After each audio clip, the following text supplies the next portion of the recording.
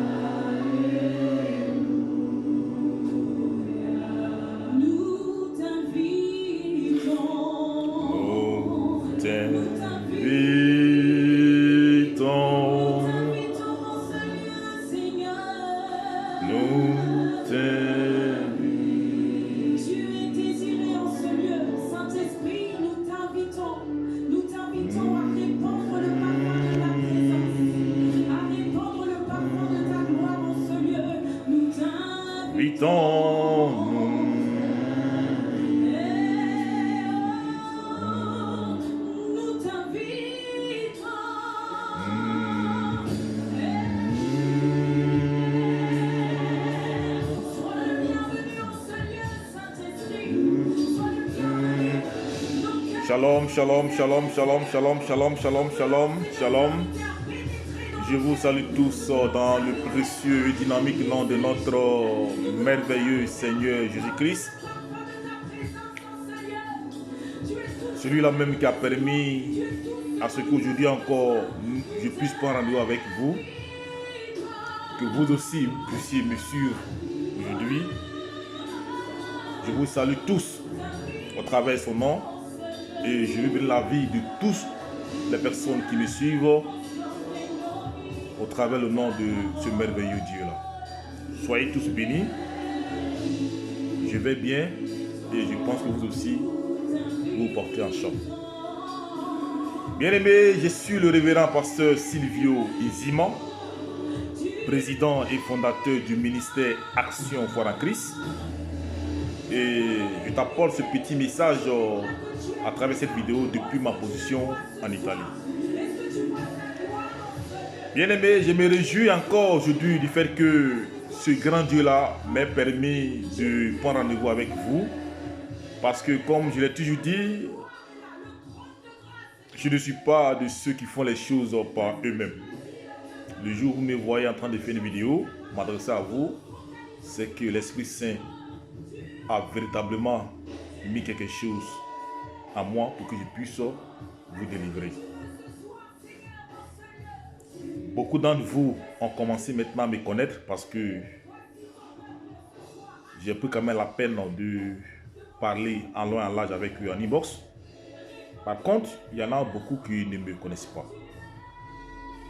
Mais je veux dire à ceux ou celles qui ne me connaissent pas, qui me regardent pour la première fois, d'être sereine et de ne vraiment pas paniquer. Je ne suis pas vraiment un homme de Dieu à craindre. J'ai décidé de servir ce grand Dieu-là et c'est avec toute l'abnégation qui va avec que je vais déployer pour servir ce grand Dieu-là.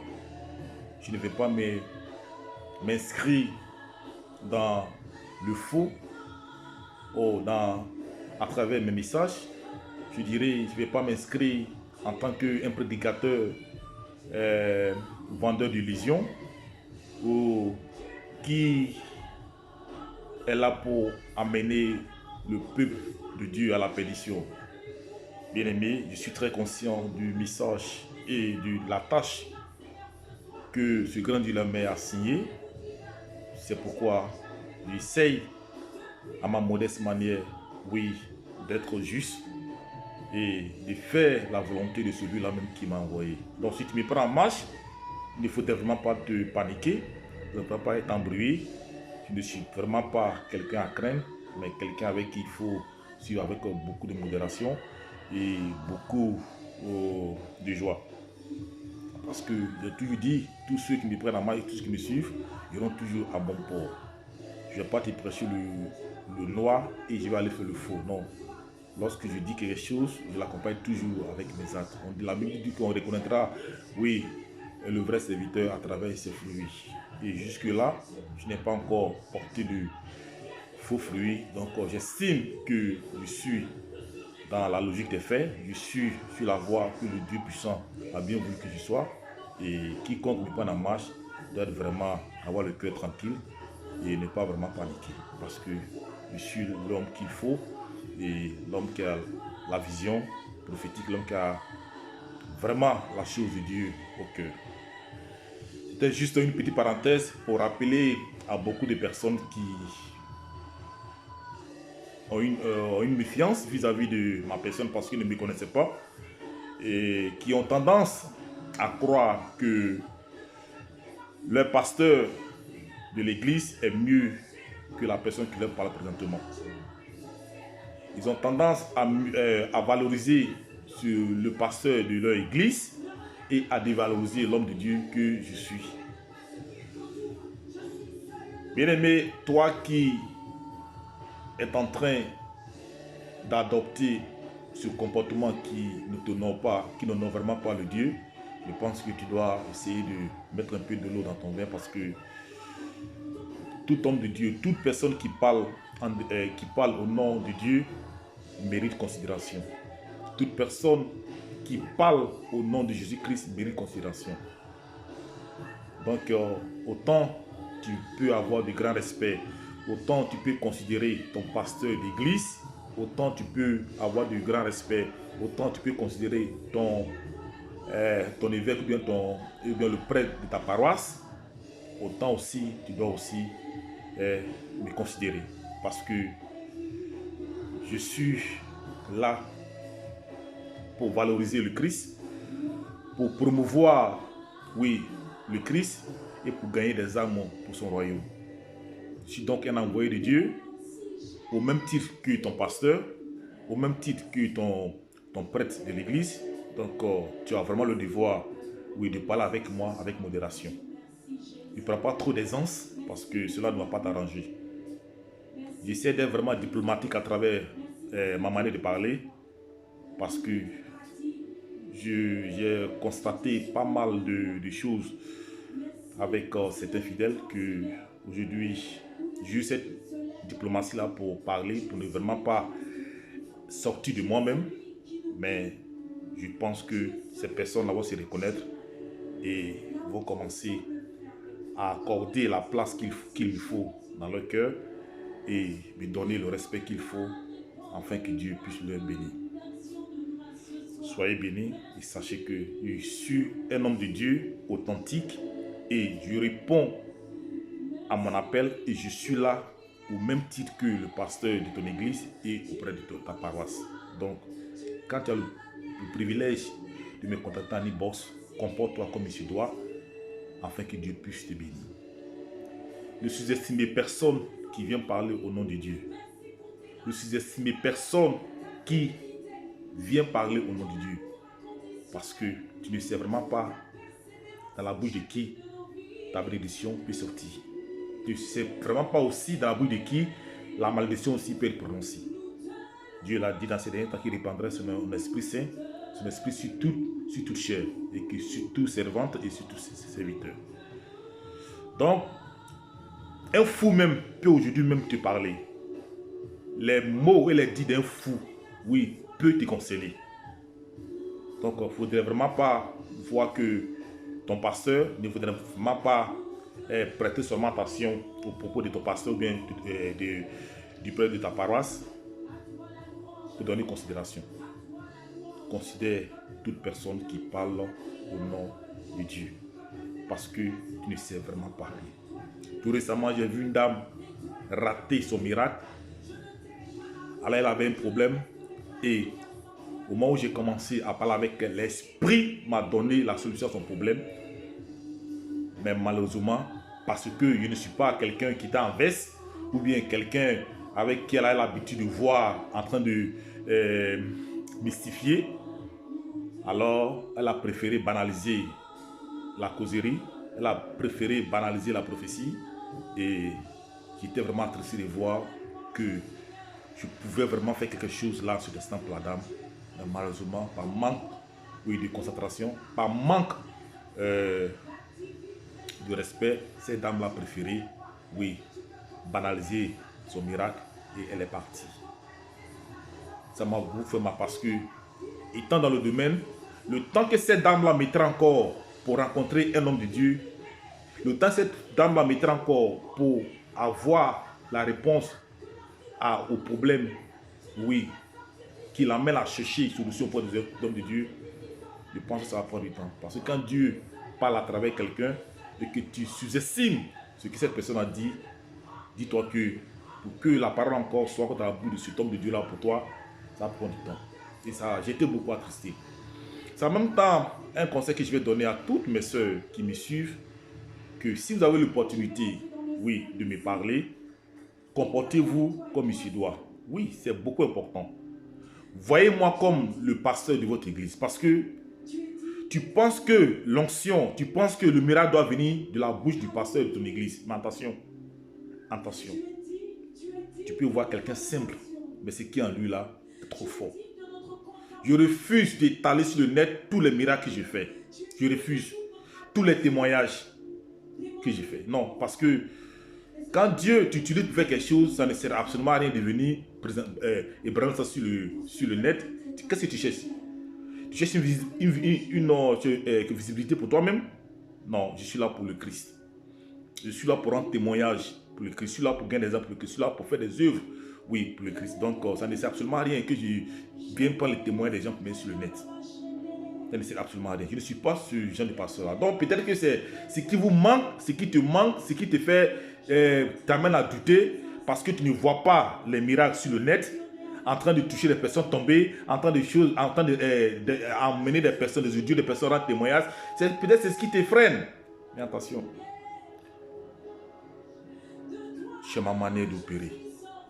L'homme qui est dans le droit chemin a sa manière d'opérer. Et je comprends comment je dois opérer. Et je l'opère comme le bon sens. Je l'opère comme l'esprit me le donne.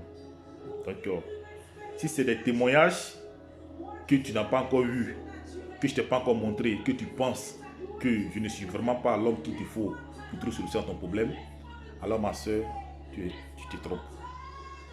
Tu te trompes. Voilà. Tu nourris les veuves et Dieu opère des miracles à travers moi. Et le jour, je vais décider de faire parler les personnes qui ont expérimenté les miracles de Dieu à travers moi dans leur vie, c'est tout s'étonner. Donc, faites attention, vous qui me prenez en marche et qui vous comportez, qui avez ce comportement qui est un peu à l'écart du bon sens. Faites attention. Je suis au même titre que votre pasteur d'église. Je suis au même titre que votre prêtre et évêque de paroisse. Donc, bien aimé, je voulais vraiment apporter ce petit éclairage pour permettre de dire à quelqu'un que je ne suis pas vraiment ton ami. Je ne suis pas vraiment l'ami de qui que ce soit. Lorsque tu décides de me suivre, range ta vie. Je ne suis pas sur le net pour chercher femme. Je ne suis pas en quête de femme. Je ne suis pas ici pour autre chose. Rien que pour faire la promotion de Jésus et parler de Jésus.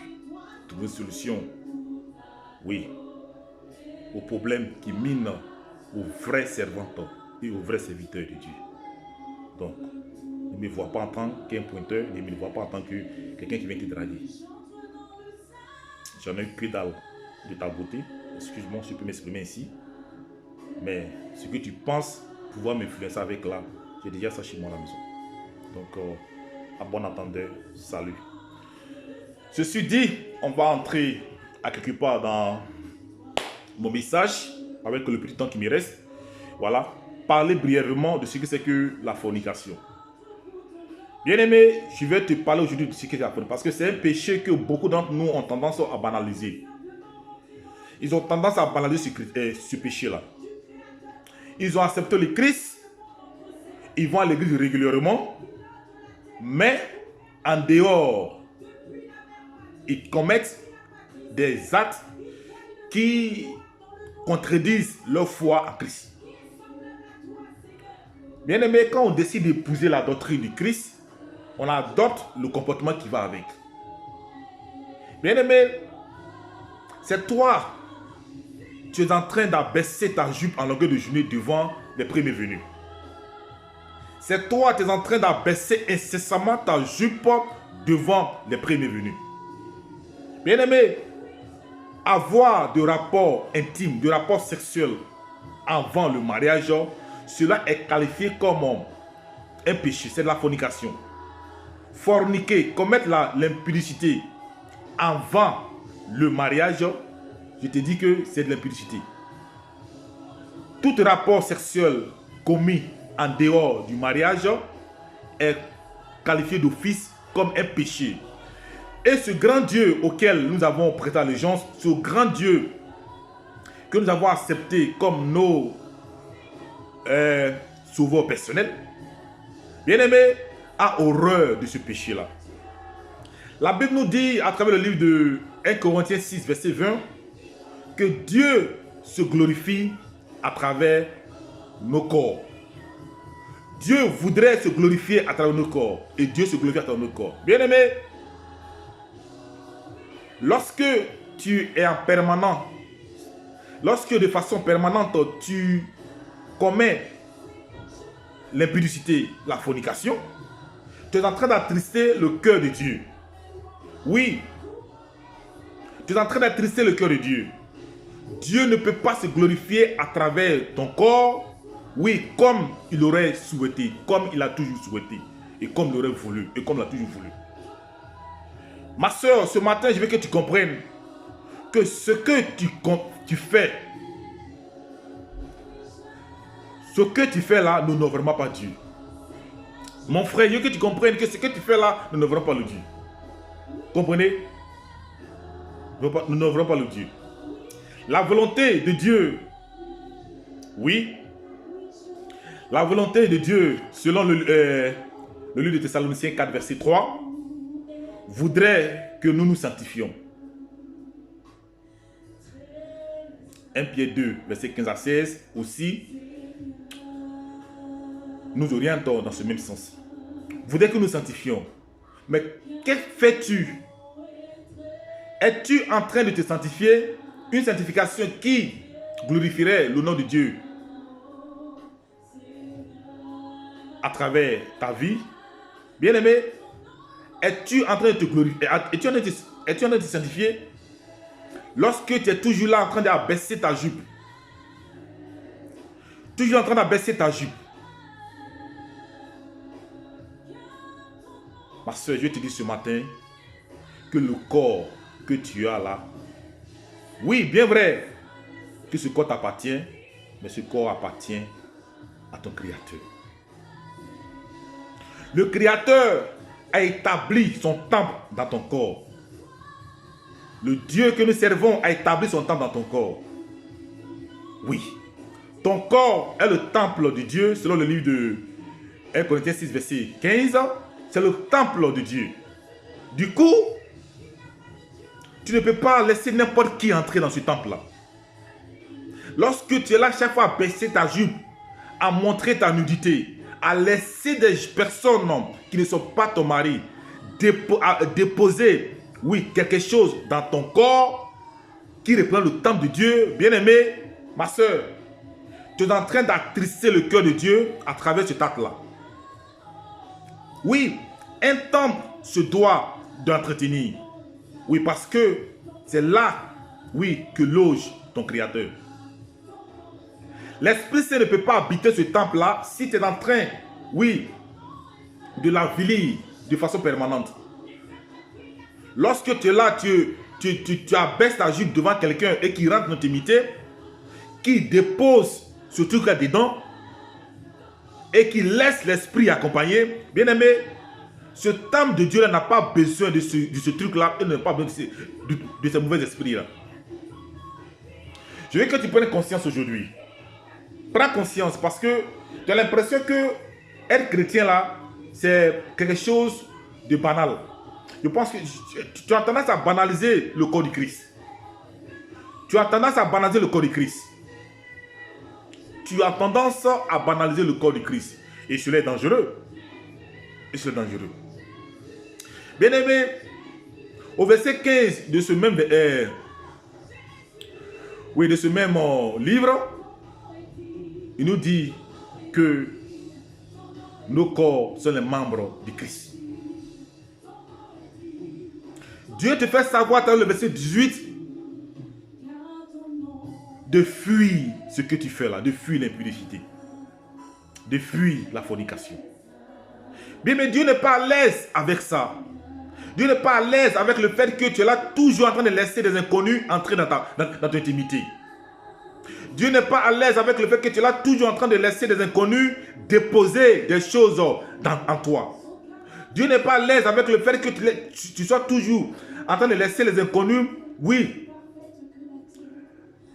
agir de façon négative sur ta vie sentimentale. Bien évidemment, en laissant des esprits qui ne font pas en toi. Ton corps est le temple de Dieu. Ton corps constitue les membres du corps de Christ. Bien-aimé, est-ce que dans la maison où tu vis actuellement, tu peux laisser n'importe qui entrer? Est-ce que tu peux laisser n'importe qui entrer? Tu peux laisser un inconnu entrer dans ta maison? Un fou entrer dans ta maison? Quelqu'un de malpropre entrer dans ta maison? Pourquoi est-ce que tu es en train de dévaloriser, oui, ton corps? Pourquoi est-ce que tu es en train de dévaloriser ce temple-là de Dieu? Pourquoi? Pourquoi? Je vais te dire, ma soeur, ce matin, je suis un peu en colère parce que c'est tellement grave ce que tu es en train de faire, ou que tu ne te rends pas compte, que je pense que tu dois ce matin en prendre conscience. Autant que tu ne peux pas laisser n'importe qui entrer dans ta maison, autant aussi il ne faut pas laisser n'importe qui aussi entrer dans le temple de Dieu. Et ton corps est le temple de Dieu. Dieu se glorifie à travers ton corps. Et il nous dit que ton corps est son temple. Mais quand tu es là, tu laisses n'importe qui entrer en toi et tu laisses n'importe qui laisser des choses en toi. Tu trouves ça normal? Tu te salis à chaque instant. Toutefois que tu vas baisser ta jupe devant un homme, cela va attrister le cœur de Dieu. Toutefois que tu vas baisser ta jupe devant un homme qui n'est pas ton mari, je te dis que cela va attrister le cœur de Dieu. Dieu est triste de te voir en train, oui, de passer d'homme en homme, alors que tu n'es pas encore marié. Bien-aimé, quand tu décides d'accepter le Christ, c'est pour que tu puisses accompagner avec un comportement qui plaît à ce Dieu-là, à cette décision que tu as prise. Mais qu'est-ce que tu fais? Quel exemple dont tu as ton entourage? Quel exemple dont tu as ton entourage? Tu es là permanent en train de changer de garçon. Tu es là permanent en train d'abaisser ta jupe. Oui. Pour un petit problème, tu vas baisser ta jupe. Pour un oui ou rien, tu vas baisser ta jupe. Ma soeur, combien d'hommes tu as connu jusqu'à présent?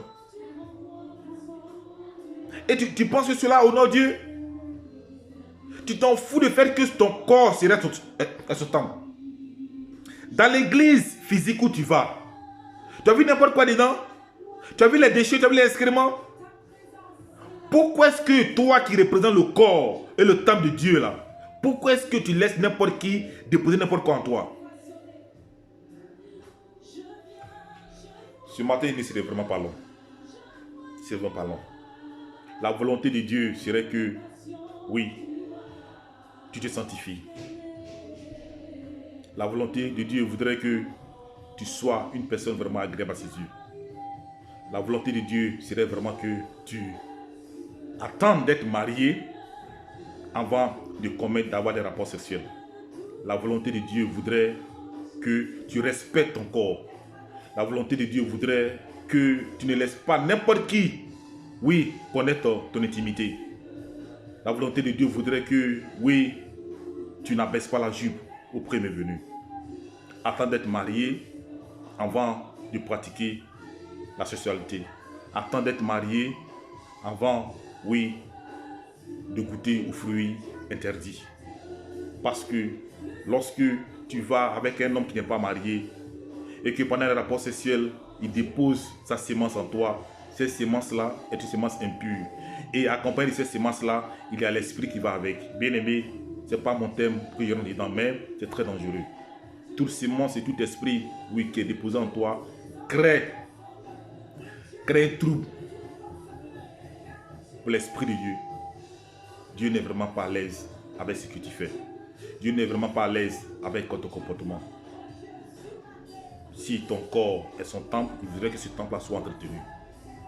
Si ton corps est considéré comme les membres du corps du Christ, il voudrait que vraiment ces membres-là soient entretenus.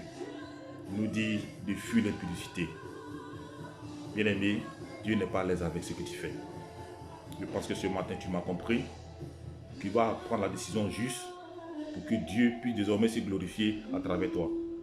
Parce que quand tu commets l'impudicité, quand tu commets la fornication, je pense que Dieu ne se glorifie pas à travers toi.